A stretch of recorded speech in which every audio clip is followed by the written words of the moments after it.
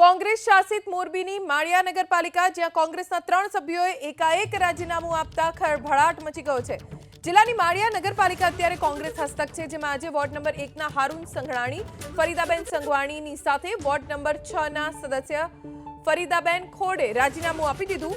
રાજીનામા માટે આ ત્રણેય સભ્યોએ હાલ તો સ્વેચ્છાનું કારણ જણાવ્યું છે, જો કે ચર્ચા એવી છે કે આંતરિક વિખવાદ થયો, જેના કારણે ત્રણેય સભ્યોએ રાજીનામા આપી દીધા છે।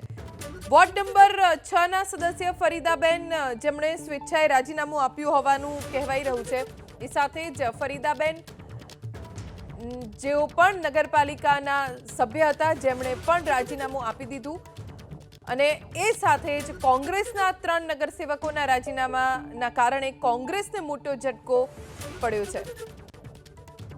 વોર્ડ નંબર 6 ના સદસ્ય ફરીદાબેન જેમણે સ્વેચ્છાએ રાજીનામું આપ્યું હોવાનું કહેવાઈ રહ્યું છે, એ સાથે જ ફરીદાબેન જેઓ પણ નગરપાલિકાના સભ્ય હતા, જેમણે પણ રાજીનામું આપી દીધું અને એ સાથે જ કોંગ્રેસના 3 નગરસેવકોના રાજીનામાના કારણે કોંગ્રેસને મોટો ઝટકો પડ્યો છે।